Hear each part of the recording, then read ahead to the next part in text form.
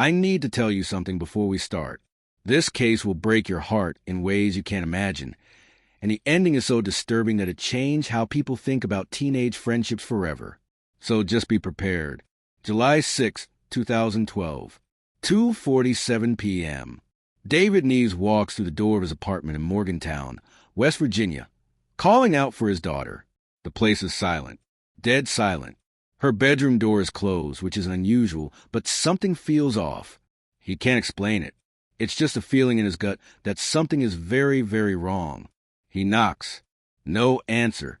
He knocks again, louder this time. Still nothing. When he finally opens that door and looks inside, his worst fear is confirmed.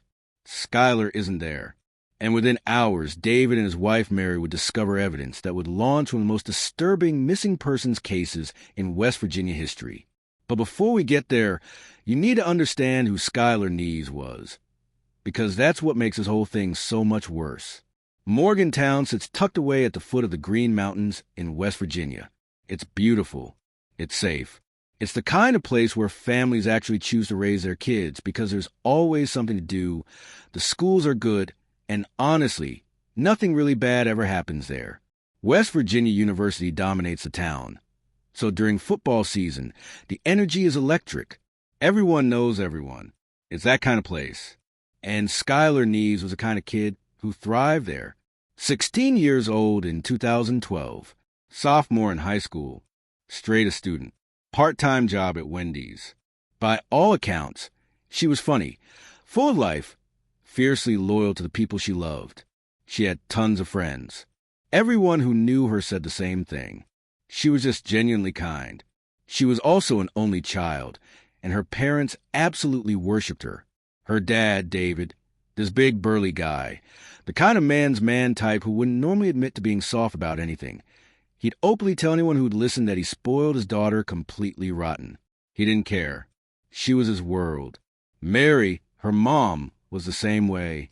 They were a tight unit, the three of them, the kind of family that actually sat down for dinner together and talked about their day, the kind where the kid genuinely wanted to hang out with her parents. David loved telling this one story about Skylar from when she was little. He was home alone with her one morning, and she asked if he'd come to one of her famous tea parties. Of course he said yes. So there he is. This giant man folded himself into a tiny pink chair while his daughter, wearing a ballerina tutu, sits across from him beaming. She hands him a little plastic teacup, and he notices there's actually water in it this time. So he takes a sip, tells her how delicious it is, what a great job she did making the tea. Skylar is just glowing with pride. Later that evening, Mary gets home from work and asks how the day went. David mentions the tea party, says how cute it was that Skylar had even put real water in the cups this time. Mary stops him right there. Dave, Skylar can't reach the sink. She's not tall enough. Where would she have gotten water?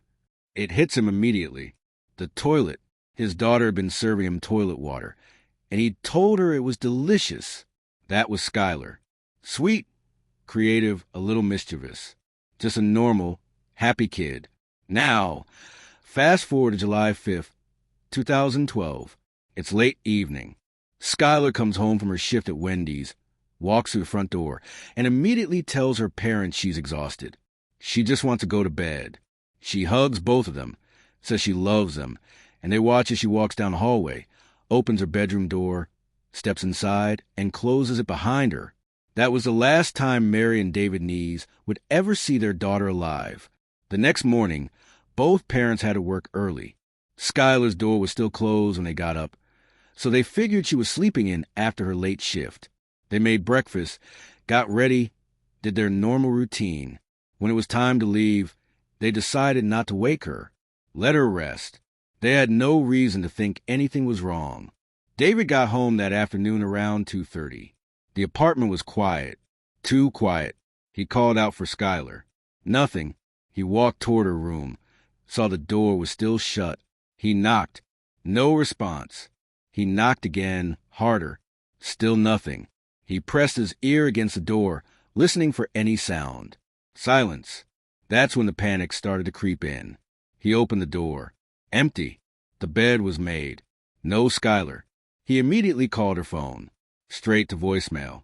He called Mary at work, asked if she'd heard from their daughter. She hadn't. Mary tried to reassure him, said she was probably just out with friends. But David couldn't shake this feeling. He decided to call Sheila Eddy, one of Skylar's two best friends. Sheila and Skylar had been inseparable since second grade. They were like sisters. If anyone knew where Skylar was, it would be Sheila. Sheila answered. David explained the situation, asked if she'd seen Skylar or knew where she might be. Sheila said no, she hadn't seen her. Said they'd texted the night before, just normal stuff, nothing unusual. She promised to try reaching out and would tell Skylar to call her parents if she got through. After hanging up, David just stood there in Skylar's bedroom, looking around for any clue about where she might have gone. At first, nothing seemed out of place. But then he walked around her bed toward the closet, and something caught his eye. The window screen. It was sitting inside the closet. Not outside where it belonged, but inside, leaning against the wall. His brain struggled to make sense of it. Why would the screen be in the closet? He turned toward the window. It wasn't fully closed. There was a small gap at the bottom, just enough to slide fingers underneath and push it open. He did exactly that, raising the window all the way up. With the screen gone, the opening was completely clear. He leaned out, looking down at the ground below. That's when he saw it. A bench, positioned directly underneath the window. And it was obvious, glaringly obvious, that someone had moved it there recently. David felt like the floor had dropped out from under him. His daughter had snuck out. Skylar, who had never, not once in her entire life, done anything like this, had climbed out her window in the middle of the night. But if she'd snuck out and come back, why was the screen still in the closet? Why was the window still unlatched? Why was the bench still sitting there underneath? She would have covered her tracks if she'd returned. Unless she never came back. The realization hit him like a freight train. His daughter snuck out last night and never came home. He immediately called Mary back, told her everything. They decided to wait a few hours, give it some time. Maybe there was a reasonable explanation. Maybe she'd walk through the door any minute with some story. Then at 4 p.m., the phone rang.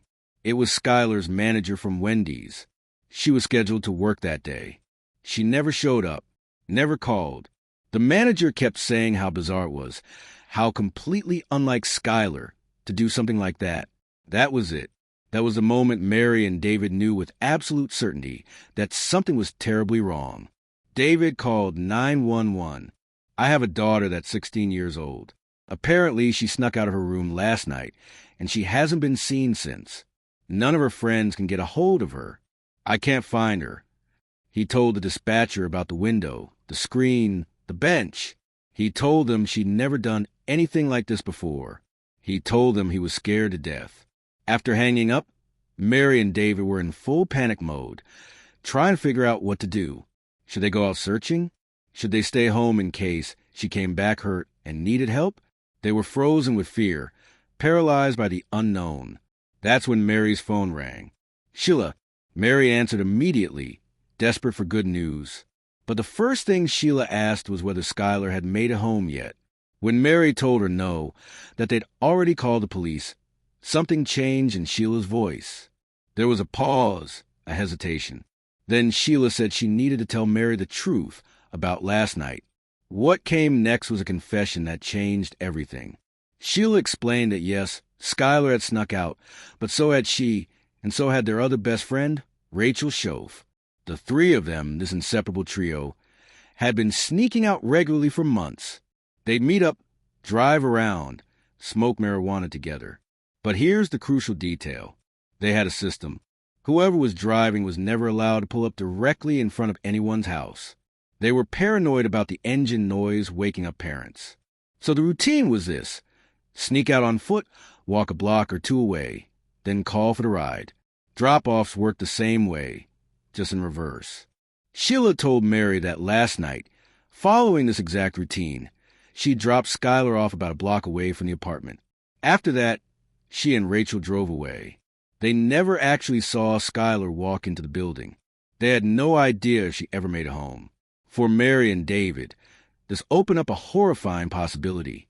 Their daughter could have been abducted during that short walk from the car to the apartment. It was the middle of the night. The street wasn't well lit. Skylar was potentially high. She would have been vulnerable, an easy target. Mary immediately called the police back, relayed everything Sheila had just told her. Then she and David met up with Sheila and her mother, and the four of them started searching the area around the apartment. They were hoping maybe Skylar had fallen, gotten hurt, needed help. Hours of searching, knocking on hundreds of doors. Nothing. Nobody had seen anything. Nobody knew anything. No sign of Skylar anywhere. They felt completely helpless. The police were searching too, but Mary and David needed to do something themselves. They couldn't just sit and wait.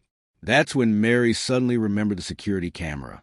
Their apartment building had one pointed at the road outside. The four of them literally ran back to the building, found the security manager, explained the situation. He pulled up the footage from the night before. What they saw on that grainy video didn't make any sense. Sheila's story about dropping Skylar off near the corner around midnight seemed accurate, but then, at 12:30 a.m., a full 30 minutes after she was supposedly dropped off, a completely different car pulls up right in front of the apartment complex. And there's Skylar running across the lawn, going straight to this car, opening the back door, hopping into the back seat. She closes the door. The car drives away. Mary and David actually felt a strange sense of relief watching this, because from what they could see, Skylar got into that vehicle willingly. She wasn't being dragged or forced. Whoever was in that car, whatever they were doing, she seemed to go on her own accord. To them, that meant she probably wasn't being abducted. She was with someone she knew. The police tried analyzing the footage to identify the car, but the quality was too poor. They couldn't get anything useful from it, but they kept telling Mary and David not to worry too much. Teenagers run away sometimes. She probably just needs some space. She'll turn up in a few days. Days went by. Nothing. Weeks went by. Still nothing. Then months. All while a massive search effort was underway. The entire town of Morgantown had Skylar's face plastered everywhere. Flyers on every telephone pole, every storefront window, every bulletin board. You couldn't go 5 feet without being reminded that this girl was missing. But despite all the publicity, all the attention, not a single person came forward with useful information. It was like Skylar had vanished into thin air. By December 2012, 6 months after Skylar disappeared, people were starting to lose hope. The case was going cold. And then, on December 12th, something completely unexpected happened that changed absolutely everything. Rachel Schoaf, the other friend who'd been with Sheila and Skylar that night, had a complete nervous breakdown. She was reportedly screaming, running through her neighborhood, punching her own family members. Her mother had to call the police, told the dispatcher she couldn't control her 16-year-old daughter anymore. Police arrived, took Rachel to a psychiatric hospital. Several days after being released, Rachel walked straight into the Morgantown Police Department. She told them she needed to get something off her chest about Skylar. Whatever secret she'd been keeping had become too much to handle. It was literally driving her insane. The police brought her into an interview room, sat her down. "Okay, what do you have for us?" What Rachel told them next would reveal one of the most cold-blooded, premeditated murders in recent history. July 5th, 2012. Skylar gets home from her night shift at Wendy's. She goes to her room, lies on her bed, scrolling through her phone. She's not quite ready to sleep yet. Then she starts getting text messages from Rachel and Sheila, asking if she wants to sneak out that night. Skylar doesn't want to go. She's hurt. She's angry at her 2 best friends. Because according to other classmates, there had been serious tension in their trio for months leading up to that night. Sheila and Rachel were getting extremely close, and Skylar was being systematically pushed out. It was small things at first. Sheila and Rachel would show up to school in matching outfits, but wouldn't tell Skylar beforehand, deliberately leaving her out. Whenever they posted selfies of the 3 of them, Skylar was always in the back, partially obscured, never the focus. Inside jokes she wasn't part of. Conversations that would stop when she walked up. It was obvious they were deprioritizing her, and it was hurting her deeply. So when they texted asking her to sneak out, Skylar's way of standing up to them, of showing she was upset, was to say no. She turned them down, but they kept texting, over and over, pressuring her, cajoling her, until finally Skylar caved. Okay, fine. I'll come. Just before 12:30 a.m. on July 6th, Skylar gets off her bed, walks to her window, lifts it up, pulls off the screen. She carries the screen to her closet, puts it inside, closes the closet door. Then she goes back to the window, climbs out, lowers herself down onto the grass. She grabs a nearby bench, slides it underneath her window, stands on it, reaches up, pulls the window down until there's just that small crack left so she can get back inside later.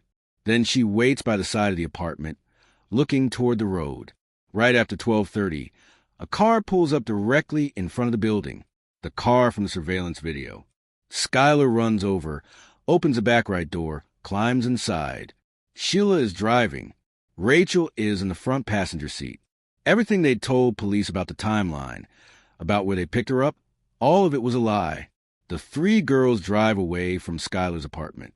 Sheila gets on the highway heading northwest. They're not planning to smoke in the car. They're going to drive to a specific spot they've been to before, a hangout location for teenagers. It's about 45 minutes away, just across the state line into Pennsylvania, down an old, forgotten country road that nobody ever really uses. Sheila drives for 45 minutes, crosses into Pennsylvania, finds a turnoff of this old road.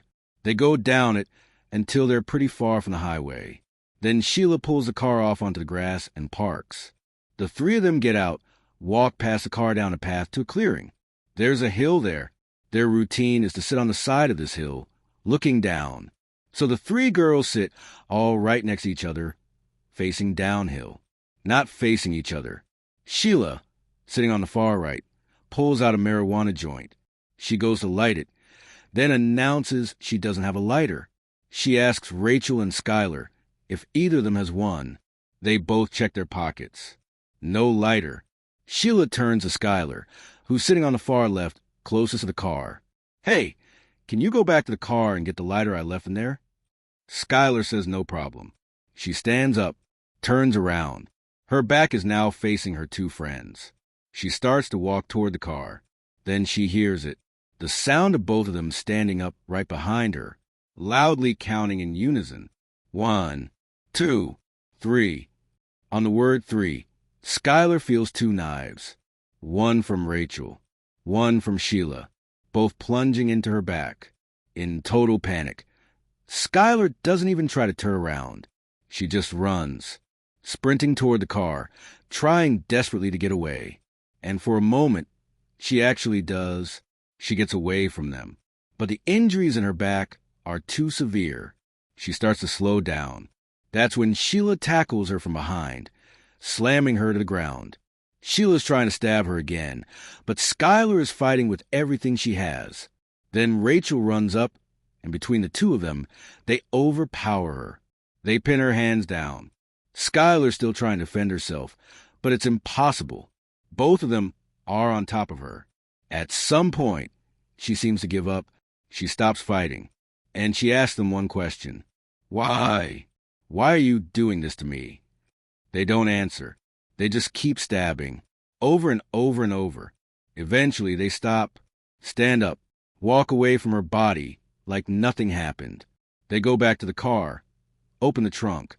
Inside is a kill kit, shovels, bleach, trash bags, rags.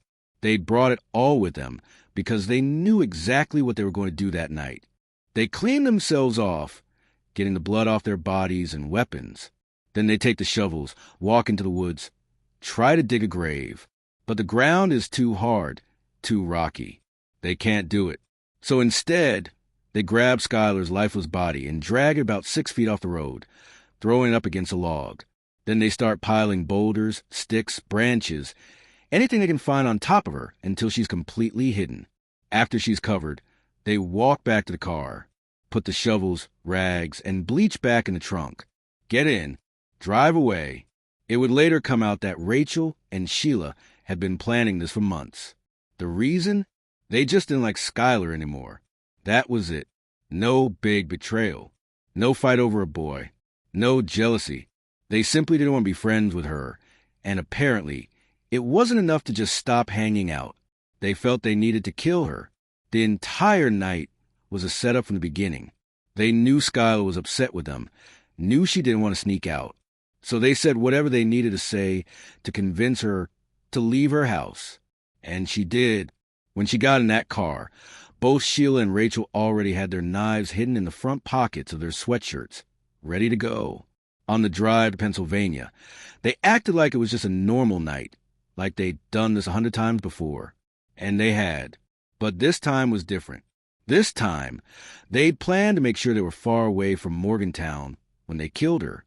When they got to their spot and walked to the hill, Sheila and Rachel had intentionally not brought lighters. Sheila had left one in the car specifically so she could ask Skylar to go get it. The plan all along was that as soon as Skylar got up and her back was to them, they would count to 3 and attack. They'd promised each other they would do it together. On 3, after Rachel confessed, police were able to locate Skylar's remains in Pennsylvania, exactly where Rachel described. The autopsy would reveal she'd been stabbed over 50 times. Rachel Schoaf was sentenced to 30 years in prison. She became eligible for parole in 2023. During her sentencing, she appeared remorseful, gave a lengthy apology to Skylar's parents. "I am so sorry. I don't know if there's a proper way to make this apology because there are not even words to describe the guilt and remorse that I feel each day for what I've done. The person that did that was not the real me, not the person I am, not what I'm made of, and not what I believe in." She went on to say she never thought it would actually happen, that she became scared and caught up in something she didn't want to do. She apologized to the Neese family, to her own family, to everyone she'd hurt. Sheila Eddy was sentenced to life in prison. She'll be eligible for parole in 2028. But unlike Rachel, Sheila showed no remorse at all. She reportedly smirked through her trial, smiling, making light of the whole thing. She claimed she didn't do it, offered no apology to Skylar's parents. David Neese made his feelings very clear during sentencing. "Rachel Schoaf murdered my daughter in cold blood. Skylar would not be where she was if it wasn't for Rachel Schoaf. She can take her apologies and everything else and sit on them, because that's about what they're worth to me and my wife. She has done nothing but make our lives a living hell since day one." But perhaps the most disturbing part of this entire case came from a tweet Sheila posted in March 2013. Right after police officially announced they'd identified the remains in Pennsylvania as belonging to Skylar Neese, just days after that announcement, Sheila tweeted, "We really did go on 3. Sheila was arrested 1 month later. So you're left staring at all of this. Try and make sense of something that's fundamentally senseless. 2 teenage girls planned for months to murder their best friend. The only reason they ever gave? They just didn't like her anymore. No betrayal. No fight. No jealousy. They were done with her, and somehow, in their minds, the only way to end the friendship was to end her life. It's a level of coldness that breaks your brain a little bit. When you really dig into it, the core of this tragedy wasn't a sudden snap. It was a slow, toxic decay of what should have been a normal teenage friendship. The key factor here was the dehumanization of Skylar by her closest friends. It didn't happen overnight. It started with those small, cruel acts of exclusion, the matching outfits she wasn't told about, being pushed to the back of photos, the whispers and inside jokes she wasn't part of. To Rachel and Sheila, Skylar slowly stopped being a person, a friend with feelings. She became an inconvenience, an obstacle. Once you stop seeing someone as human, it becomes terrifyingly easier to justify doing inhuman things to them. They didn't just drift apart like normal friends do. They actively, methodically isolated her emotionally before they isolated her physically on that dirt road in Pennsylvania. The murder was just a final step in a process of getting rid of her that had been going on for months. This wasn't a crime of passion. It was a crime of convenience, planned with the same casualness some teenagers might plan a weekend hangout. There's no magic formula to prevent something this evil from happening. Sometimes terrible people do terrible things, and there's nothing anyone could have done. But there are lessons here, especially for young people and for parents. Friendships shouldn't hurt. It sounds so simple, but it's everything. If your friends consistently make you feel small, left out, worthless, they are not your friends. It's not just drama. It's a pattern of emotional abuse. Skylar knew she was being pushed out. She was hurt by it. She even tried to stand up for herself by initially refusing to go out with him that night. That feeling in her gut was a warning sign. Isolation is a weapon. If you notice your friends are systematically trying to cut you off from other people or making your entire social world revolve only around them, that's a massive red flag. It's a way of gaining control. Healthy friendships encourage you to have other friends and interests. Toxic ones try to possess you. Your no should be respected. Skylar said no at first. They pressured her until she said yes. In any relationship, friendship, or otherwise, someone who can't accept your boundaries is not safe. It shows they value their own wants far more than your comfort or safety. For parents, it's not enough to just know your kids' friends' names. Mary and Dave knew who Sheila and Rachel were. They were constants in Skylar's life.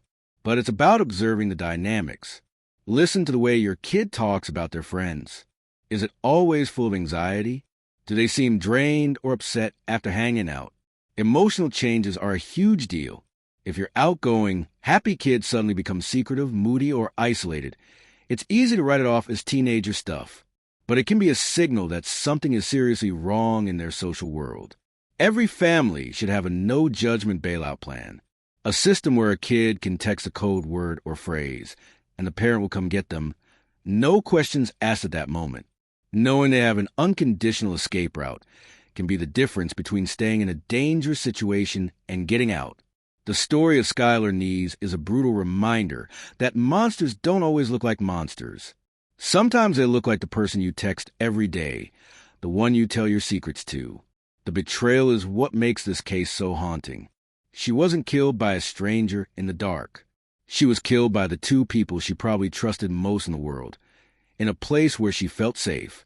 It's a testament to the absolute strength of Mary and Dave Neese that they fought so hard for justice and have worked to keep Skylar's memory alive through Skylar's Law, which reformed the Amber Alert system in West Virginia for missing children. They turned their unimaginable pain into something that could protect others. If you or someone you know is in a dangerous situation, feeling unsafe, or needs to talk to someone, please don't wait. Your life is precious. There are people who want to help you. The National Runaway Sapphire Line in the U.S. is available 24/7.